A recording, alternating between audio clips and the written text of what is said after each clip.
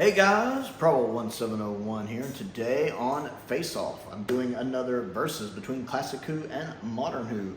And today is between Season 1 of Classic Who and Series 1 of Modern Who. And I asked which one of these early season series do you think is better, or which do you prefer, and how much does missing episodes affect your decision? Now, personally, between the two, I'm actually going to go with Modern Who here for myself. I think Classic Season 1 was good. I've seen most of it. I haven't seen Marco Polo, though I have seen the 30-minute cut down. And I haven't seen the Censorites, but I've seen the rest. Unearthly Child, the first episode of An Unearthly Child, is classic and legendary and does everything it needs to do to get you into Doctor Who. The other 3 episodes are fine. They're not as bad as some people say. They're fine. But I think a good way to watch it is just to watch the first episode of An Unearthly Child and go straight to the Daleks. The Daleks is a great introduction to the Daleks, even if it does drag. It's slog to get through. It's too long at 7 parts. But it's still a really great introduction to the Daleks. Edge of Destruction I found pretty good, especially, I mean, it's not great, but it's good, especially knowing why it was made the way it was with all the background stuff going on. And the ending, it has a really, really good ending, especially between the Doctor and Barbara that I really like, that really sells it for me. I love the Keys of Marinus. I think it's the first true masterclass story from Doctor Who. It's really, really good. The Aztecs is good, if a bit overrated. And I also enjoy the Reign of Terror a lot. I think that's a very underrated story. I prefer the Reign of Terror over the Aztecs myself. So it's a good season, but it is... You can't tell the show was trying to figure out what it was. It was trying to find its footing. The Doctor hasn't quite become the friendly Doctor yet. Although even over the course of Season 1, you do see him losing some of that grumpy edge that some people tend to associate him with. We really see that starting at the very end of Edge of Destruction and then progressively throughout the story. But he still hasn't quite become the hero he becomes really in Season 2. Whereas Series 1 of Modern Who has no bad stories in it for me. I like every episode to one degree or the other. Even The Long Game, while I'm not the biggest fan of the episode itself, it does things I like showing that not everyone can make a good companion and what a failed companion can look like, and making the note that it was Rose that basically invited him along as a companion. I forget his name. And not the Doctor. The Doctor just kind of let him come at the end of Dalek. And then also showing that sometimes the Doctor's his own worst enemy, sometimes him not staying and cleaning up his own messes causes him problems down the road, as the events of The Long Game play directly into Bad Wolf and Parting of the Ways and him having to regenerate into the 10th Doctor. So I like that as well. I also enjoy Boomtown. I just find it funny. It has some really serious moments in it as well. And in the dinner scene between the Slitheen and the Doctor, it goes back and forth between those very, very well. But it's still a fun episode. Really the weakest in it would probably be The Unquiet Dead, just because I can't watch it. It unnerves the crap out of me. And the World War III 2-parter does drag a bit these days. But Christopher Eccleston's a great Doctor. He's exactly, I think, what the show needed for a 2005 relaunch. I love the idea just to lead in with the 9th Doctor instead of showing a regeneration. I think that was a good idea. And then Rose is such a good episode. It does everything it needs to get you into this show without just dumping 26 seasons of lore into your lap and letting that unfold over the course of the modern show and not giving it to you all there at once. It just kind of gives you what you need to know and then fills in bits later. I like Series 1. I think Billie Piper is really good here. I do prefer Series 1 Rose to Series 2 Rose, and her and Eccleston have good chemistry. I like the introduction of Captain Jack. I really like Jack a lot. John Barrowman just plays that role so well, and he looks like he's having such a ball doing it. It also has my favorite Dalek story in it with Dalek, which is phenomenally good and shows just how deadly one Dalek can be. Just one Dalek. How many people, like when he's talking about how many people over at the North Coast, and Van Staten tells him, and he looks at him, all dead. But why would it do that? Because it honestly believes they should die. That's just beautiful. Beautiful. And it's never felt quite so personal between the Doctor and the Daleks, or a Dalek, as it is in this story, and I like that. When you see all of the rage from the events of the Time War coming to the forefront to him. I like that. Such a good series. So for me, Series 1 of Modern Who does win over Season 1 of Classic Who. And the vote agreed. This is one of those rare times where Modern Who did take the win by a considerable margin. Season 1 had 37% of the vote. Series 1 had 59% of the vote, with a tie / I can't decide only getting 5% of the vote. That's with, how many votes did we have here? 123 votes. So Series 1, especially considering I'm a channel where I'm sure most of my subscribers, or a good bit of you, are more Classic Who fans, because I talk more about Classic Who on this channel than I do Modern Who. So the fact that Series 1 not only beat Season 1, but thrashed it pretty soundly, 59% to 37%, in favor of Modern Who Series 1, I think is pretty telling just how good Modern Series 1 is, even to a lot of us who might prefer Classic Who overall. But let's pop down in the comments and see what you guys had to say. Ben Heron says, Season 1, 1963 feels like they were finding their footing, and it feels long and drawn out, even for the best episodes in that season. That's a fair point. Series 1 may have some duds, but some of the episodes are fantastic. Perfect choice of words. How can you dislike a season with Parting of the Way, Father's Day, The Empty Child, and Dalek, etc.? It's a good point. Henry Andrews says, Season 1, Doctor Who was finding its feet. The Daleks were a great introduction to the Doctor's oldest foes. Marco Polo would be great to see. It's actually on my list of missing episodes I most want recovered. I also like the Censorites, as it was my first memory of experiencing Hartnell, the only complete Hartnell story I haven't seen yet. Series 1 has some fantastic stories and is really dynamic. I love the fact that the series felt as though it was happening in the order in which it aired, mainly due to how it was written and directed. However, I do feel it has aged badly due to all the pop culture and TV references from the time. That's a fair complaint. Also, some of the CGI has not aged well. It always amuses me when Modern Who fans talk about Classic Who. I can't get into it because of the bad effects. And I'm sitting here going, aren't you a fan of like the Russell T. Davies era? And some of those effects are laughable, even compared to Classic Who effects. And you watch that shot from the very beginning of Trial of a Time Lord, when it shows the Time Lord ship, the TARDIS getting pulled in, and then you look at the creature from the Lazarus Experiment.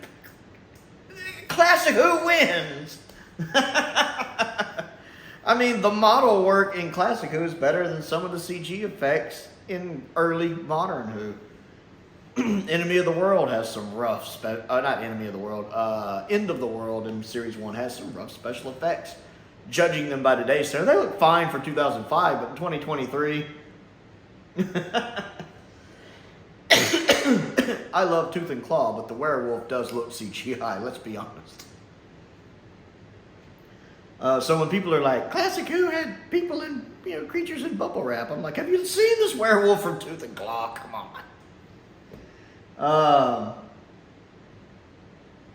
Granted, 2005 had a very different audience to 1963, and arguably attitudes have shifted, but I still feel that Season 1 can, on many levels, still be relatable today. TARDIS Spider, who also does a Doctor Who channel, says Series 1 is very good, even a classic on its own, yet to me Hartnell's journey from an unearthly child forward is worth the trip. So many firsts, and how can Barbara and Ian be missed? Jake E says, actually quite a tough one. Season 1 started it all, and Series 1 restarted it all. I think Series 1 New Who is one of the best TV seasons and saved the show. But for me, Season 1 of Classic Who is best. I just love the 4-member TARDIS crew, the beginning of the Daleks, and Reign of Terror is one of my favorite stories. I love Reign of Terror. So basically joint, but if I had to pick, then Season 1 Classic Who. Jeremy Duncan says, I might be age biased, but Series 1 grabs me more. Also, it had a massive character focus on the Doctor and Rose. Loved them both, though. Sentai Rider says, Series 1 with the 9th Doctor is perfect in my opinion. It's my first introduction as a 7-year-old boy to Doctor Who, and the 9th Doctor is in a league of his own. I'm still not over the fact that it's been so long since Modern Who came out that there are adults now that grew up as children with Modern Who. People who started watching Doctor Who with the modern series when they were 6, 7, 8 years old are grown adults now, and that blows my mind. I still haven't quite come to terms with that. LaChanley McCain says, I really respect the groundwork season 1 did, but I have to say series 1. I love Eccleston, his character arc, the stories like Dalek, the Empty Child, and the Parting of the Ways, the Time War, and the mythologizing of the Time Lord's return. Really great television spanning various times and places. Season 1 isn't bad, but I feel as though the show only got better and grew from there, despite the great introduction of the Daleks, the TARDIS, Susan, and somehow the show working despite the issues with production. Simon Mencher, who has been one of my subscribers who has sent me several things, which I very much appreciate, says, Series 1 was a fantastic, which he has in quotes, start to the modern era with a very strong set of stories and a brilliant new Doctor, and also because I haven't seen a lot of Season 1, it has to be Series 1 at this point, which is fair. He says he's only seen the first 2 stories, but I have been buying the audio CDs, Reign of Terror, Keys of Maris, until Season 1 comes out on Blu-ray as a collection release. Bananas Are Good, love that name, says, definitely Series 1 of New Who. I still remember 14-year-old me being so excited for a new Doctor Who, and it did not disappoint. Eccleston is just marvelous, and I still think it holds up really well and has the best Russell T Davies series finale easily. Do you want to come with me? Because if you do, I should warn you. You'll see all kinds of things. Ghosts from the past, aliens from the future, the day the Earth died in a big bowl of flame. It won't be quiet, it won't be calm, it won't be safe. But I'll tell you what it will be, the trip of a lifetime. I remember that promotional bit with Eccleston as well, and I always liked it. JLBWHO, who is also one of my patrons, says, I started with Series 1 back in 2005, but I think I prefer Season 1, but I can't decide, so it's a tie. Series 1 is good, but has stagnated over the years in my mind, while Season 1 has a few goodies, and Hartnell with his amazing laugh. I do love that laugh Hartnell has as the first Doctor. So hard to choose. Colin Coney, who is also one of my patrons on Patreon, says, like some of the others here, I feel Series 1 has aged horribly in places, whereas Classic Who only very occasionally touched on pop culture or popular culture. When it did, Beatles references, swinging 60s, it seems to have aged better than Big Brother, What Not to Wear, and The Weakest Link, which felt more like parodies than references. It makes Series 1 very much of its time compared to a more timeless quality to Classic. I also think that Modern Who predominantly, not always, aims for a different audience, children rather than families, as viewing habits have changed from the watch with mother generation. While I'm glad that Modern Who exists, I think that some of the concepts of Classic Who were more groundbreaking for the time. David Hammond, Ham, always good to see Ham stopping by, says, I can give Season 1 some slack for being the first, but I struggle sitting through it without dozing off. I think Series 1 of Modern Who is consistently solid. Phil Owens says, Season 1 introduced a Doctor on the run from his own people. Series 1 introduced a Doctor with no one to run from. Season 1 gave us a Doctor who had an Edwardian feel to his clothes. Series 1 gave us someone who dressed like everyone else. Season 1 told us that unleashing the power below the console would destroy the ship. Season 1 showed us the full power of the TARDIS could be absorbed by an ordinary girl. Season 1 gave us the best written Daleks ever. Really? Series 1 gave us a touchy-feely Dalek. Oh, I much prefer Dalek over the Daleks. Dalek's literally my favorite Dalek story. The Daleks from Season 1 is just way too long. And to be honest, I find David Whittaker's novelization of that story far superior to it. And even probably the movie is hard to say. It depends on my mood. I definitely think Power of the Daleks and Evil of the Daleks and Daleks Invasion of Earth, just from the 60s, are all better than the original Daleks. Myself. Season 1 gave us a Doctor with a granddaughter and 2 companions. Series 1 gave us a 900-year-old predator who entices a 19-year-old girl away from home. Okay, that's just funny. I gotta laugh at that. Season 1 gave us an adventure in space and time. Series 1 gave us Miles and Boone in space. I don't know what that is. I'll take Season 1 all day, every day, thank you. I'll admit that's funny. Joshua says, I think they both work better, but if I had to really choose, it would be the original Season 1 because that's the one that started it all. Without that, you wouldn't have Modern Who to begin with. Missing episode-wise, because that season is almost complete, there's not much effect, but I certainly would love to see Marco Polo recovered, which is the only effect of the whole, I'm not sure what he's trying to say there. I don't count the Reign of Terror as that's almost complete, apart from 2 episodes of the 6, which have been animated. Foggy D says, Season 1 really isn't that bad on a rewatch now, whereas parts of Series 1 are embarrassing to revisit. Stories do drag, much less mine, but at least it's all complete. That said, I sometimes wish we could excise bits of Rose, Aliens from London, The Long Game, and Boomtown while getting at least one part of Marco Polo back. The revival was important, but the very first season was even more crucial for the show. Do feel a bit bad for voting against Eccleston's only series, though. Now I wrote, Bad Wolf does have all those references from the time that haven't aged well, and he says, oh goodness, that slipped my mind.